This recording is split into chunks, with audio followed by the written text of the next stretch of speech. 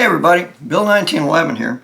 Hey, today we're going to take a look at, well, it's a pretty neat gun. It's called a French Maz model 4956. Okay, and this is the rifle in question right here. This was adopted by the French sometime after World War II, 1949. And it was originally chambered in the French 7.5 millimeter round. Okay, and this gun, I'm going to say this and I hope I've got this right. It saw action in Algeria, several of the French colonies in North Africa. It saw action in Indonesia. It also saw action in Vietnam. So it's a good battle rifle. It is a very sturdy battle rifle. Now this is not a light gun. It actually has some pretty good heft to it. It is incredibly reliable. They are very, very reliable. I mean, you pull the trigger and it's going to cycle. They'll put up with a lot of dirt, a lot of really bad conditions, and they just keep right on shooting. Okay, that said, this one was rechambered for 308. It was imported, and the company that imported them didn't do a real good job in the rechambering job. And so what ended up happening is that they shortened up the barrel and therefore shortened the gas system. And when that gas system became shorter, it threw off the timing. Okay, and so a lot of these guns that are chambered in 308, they don't cycle very reliably. Okay, they've got lots of problems. This individual one has never given me the first lick of problems on cycling. It cycles every time. It's reliable. It shoots very well. Don't ask me what the difference is. Maybe it could be that when this one came into the country, it was one of the later batches that they did, and they started to get their procedures down right. And so this one doesn't give me any cycle problems. It shoots very well. But I wanted to bring this up because if you are considering one of these, if you're in the market for one of these, make sure that you go with the 7.5 French chambering. If you can, avoid the 308 because they're full of problems. This one is actually the exception to the rule, not the rule. Most of these 308 ones, they've got problems. So try and go with the French 7.5 round if you come across one of these and you decide that you want to purchase one. So we're going to take it apart and I'm going to show you this gun. It's a really nice rifle. It's very simple. Okay, the first thing I'm going to show you is when we take out the magazine. If you'll take a look, this is almost like a clothespin that just hooks onto the receiver here. You press the button and the magazine comes out. Okay, as always, we're going to verify no ammunition in the magazine. Okay, we are going to open up the chamber, all right, and we're going to verify that there is no ammunition in the chamber. Okay, so I hope you can see in there. All right, so with that, let's get started. One other thing I want to mention is make sure that the work area that you're cleaning and working on the gun in is free of ammunition. Put it across the room, just a couple of steps out of reach, so that before you put any ammunition in the gun, you have to think about it. Oh, I got to get up and go get, oh, wait a minute. I don't want to put ammunition in the gun right now because I'm still working on it. So it's a precaution. Some people think that it is an unnecessary precaution. Myself, I don't think so. Bad things can happen. And the more precautions we take, the less likely we are to experience one of those bad things. So with that, let me point this camera down and we're going to get started.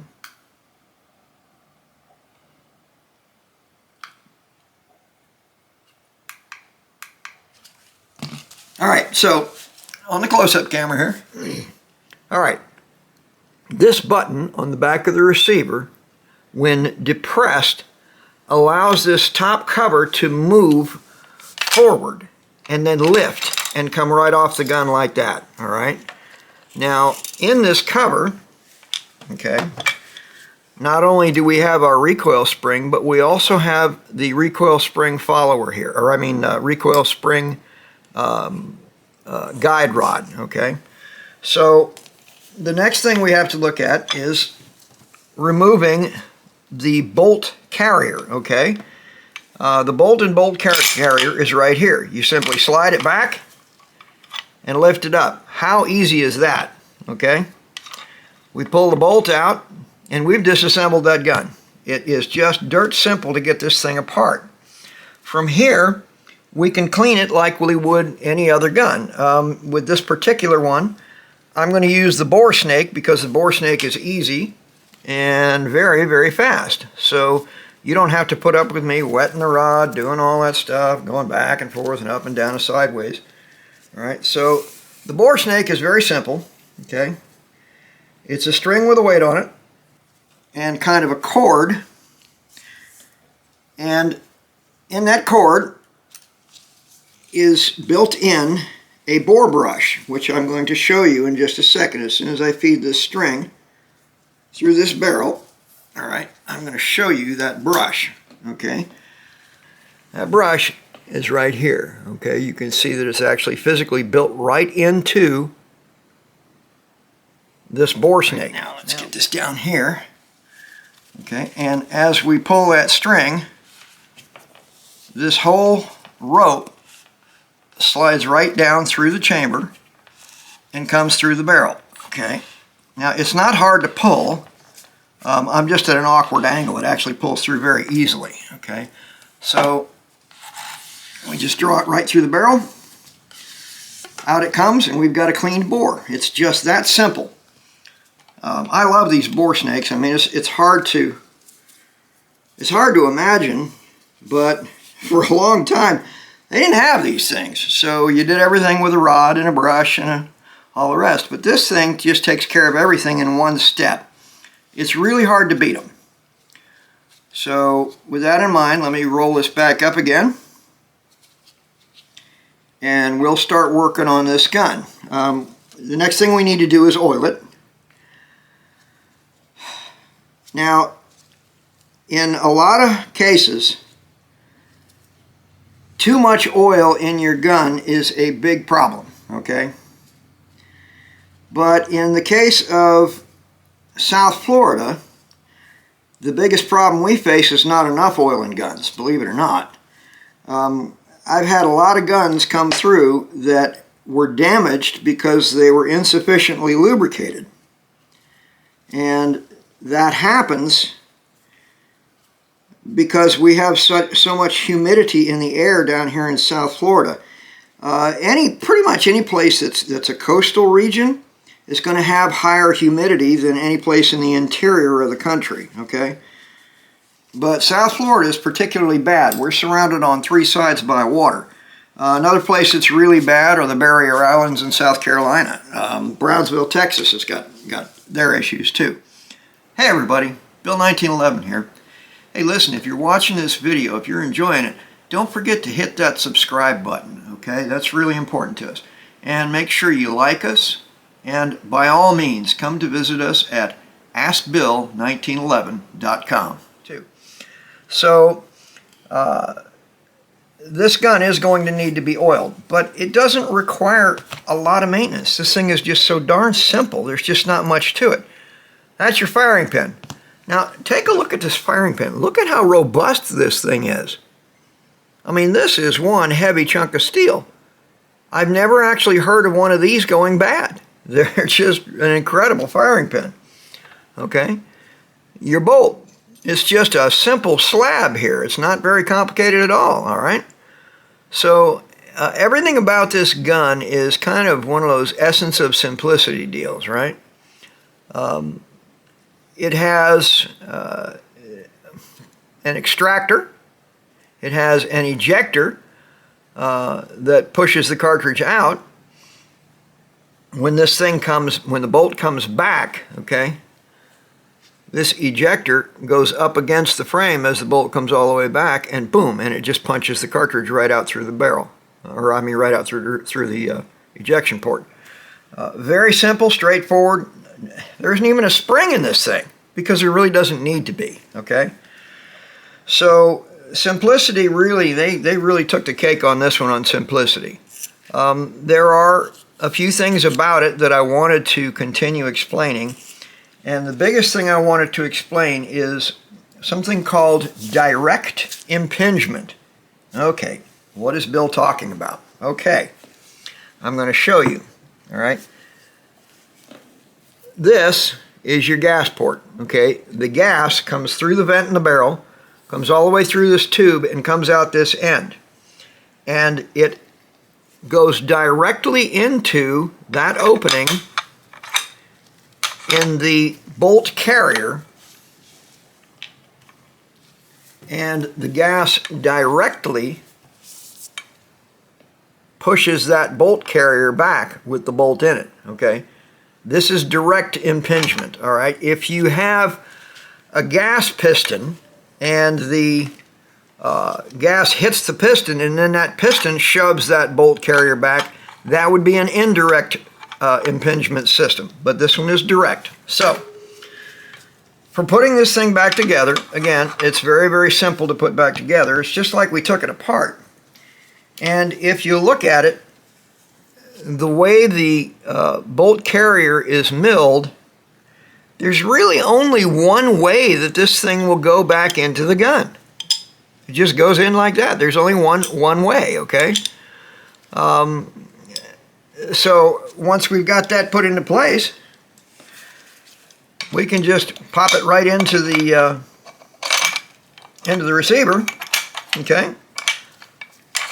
Slide it forward, and we're in business. It's that simple, okay? So I'm going to show you one more time. Okay, now you can do it either way. You can drop the bolt in first, okay, and then drop the BC on top of it. That works just fine, okay? And you're locked together, all right? Simple as that. Now from here, to put the recoil spring back in, it just stuffs right up through that hole. Okay, and this cover comes forward. Now you want to try and keep it to where you don't kink that spring. That's pretty darn important not to kink it. Once you get that cover on, you make sure it's down in all corners and shove it back, and you'll hear that latch click shut. And the gun's back together. It's that simple, okay? Not hard to deal with. Now, I'm going to take it back apart and show you how to lubricate this gun. Again, it's not anything complicated. It's a very, very simple process, okay? Any place where you see, like, well, let me get the bolt carrier out of the way, okay? Any place you see where it's making contact, where you're seeing rubbing on this gun, that is a good candidate for a drop of oil, okay? You'll see them. It's not hard to tell, all right? So, let me put all this back real quick.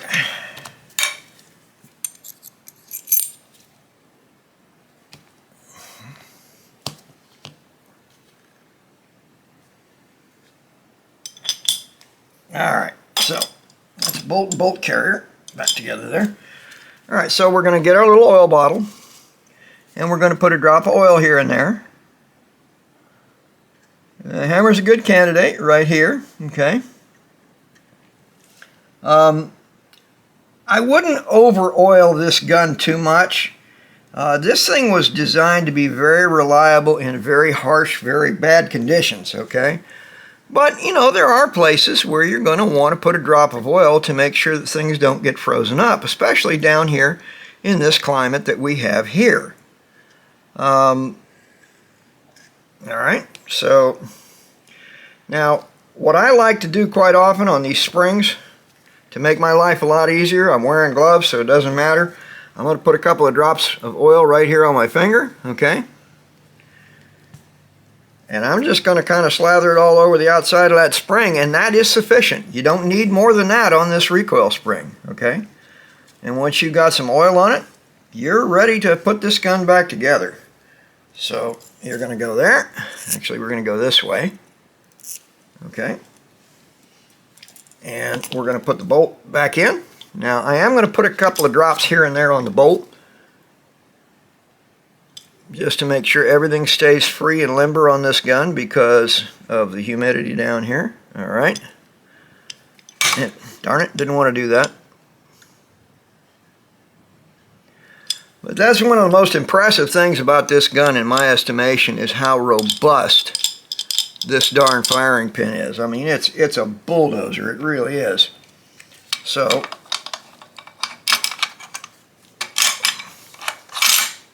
okay, slide her forward. Stuff your spring in the hole. Okay, bring your cover forward. Come on, baby. Drop into place. Go back, and you're locked up, and you're lubricated, and that is your 5946 French Moss. Now, one other thing I wanted to show you that's just kind of a cool factor is this rifle was set up to accommodate rifle grenades, okay? So it actually has this little flip-up switch, okay? What this does is this cuts off the gas going to the bolt, and the bolt, or excuse me, to the bolt carrier and bolt. And what that does is when you're firing grenades, you use blank cartridges. You do not use live cartridges, okay? And so this keeps the bolt from cycling, okay? Because you don't want it to cycle, all right? The other thing that's cool about this thing is there's another piece up here that you pull back and up, okay? And this, if I can manage to get it to move properly, okay, right there. This is actually the sight for your grenade launcher, okay? Now, if you can see on the back side, I'm going to try to show you this. It even gives you the ranges. 100 meters, 75, 50, okay? So it's giving you everything you need to know right there on this rangefinder, all right? All right, so that's how you would fire your grenades on this gun. It's a neat gun. Now, like I said, I've shot this thing quite a bit, and I've never had any problem with this individual one giving me trouble with cycling. But quite often these things do have problems with that. So just be aware of that and make your decision from there. One other thing that I added on mine, I added a cheek pad because I found that my line of sight didn't line up with the sights on this gun very well. So I put the cheek pad on here, and it elevates my head, and it's easier for me to shoot it. So that's just a personal customization. But like I said, I mean, you go back to the magazine, again, the essence of simplicity. I mean, this looks like a little clothespin on the back, okay? And that is what latches the magazine into place. So there it is, the model 4956 French Moss. We'll see you next time. I'm Bill 1911. Hey everybody, Bill 1911 here. Hey, listen, if you're watching this video, if you're enjoying it, don't forget to hit that subscribe button, okay? That's really important to us. And make sure you like us, and by all means, come to visit us at askbill1911.com.